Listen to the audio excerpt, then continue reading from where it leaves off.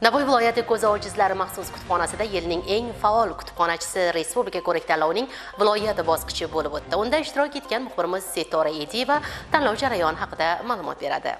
Kitobxonlik madaniyatini yuksaltirish, kutubxonachilarning kasbiy salohiyatini oshirish, ilg'or ish tajribalarini ommalashtirish bugunning muhim mavzularidan biridir. Axborot kutubxona muassasalari faoliyatini yanada takomillashtirish borasida qator ishlar amalga oshirilmoqda.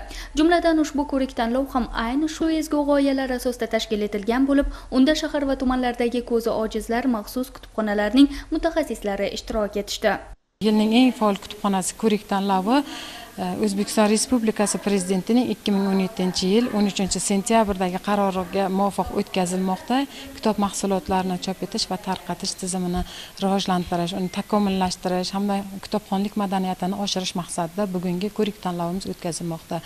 Bugungi ko'rik-tanlovimizda har bitta tumandan ikkitadan ishtirok etyapti. Qaysi birlari birinchi o'rinda olsa, mana shular respublika bosqichiga boradi hamda o'zimizni mana shu Navoiy viloyatini himoya qilib kelishda ishtirok etib keladi. Tanlov nizomiga asosan ishtirokchilar 4 ta shart bo'yicha bellashdi. Dastlab ular o'z kutubxonalarining bugungi faoliyati va kelgusidagi rivojlanish istiqbollariga bag'ishlangan innovatsion loyihalarni taqdim etishdi. Shundan so'ng soha mutaxassislarining adabiyot hamda ijtimoiy-siyosiy jarayonlarga oid bilimlari savol-javob qilinib, kutubxonachilik sohasidagi tajribalari sinovdan o'tkazildi. Keyingi bosqichlarda ishtirokchilar sohaga oid amaliy topshiriqlar hamda zamonaviy axborot kommunikatsiya texnologiyalaridan foydalanish ko'nikmalarini namoyish etdilar. Tanlov davomida barcha chiqishlar hakamlar hay'ati tomonidan belgilangan mezonlar asosida baholanib borildi.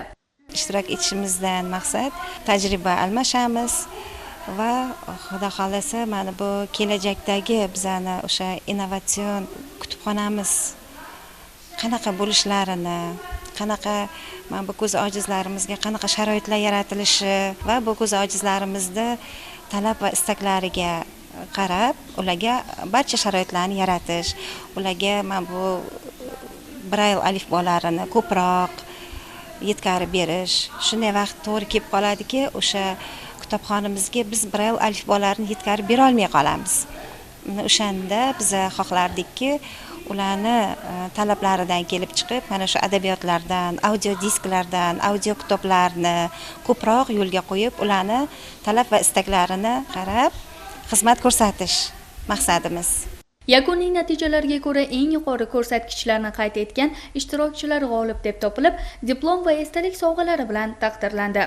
Ko'rik-tanlov ishtirokchilarining kasbiy mahoratini yuksaltirish, tajriba almashish hamda jamiyatda kitobxonlik madaniyatini keng targ'ib etishda muhim ahamiyat kasb etadi.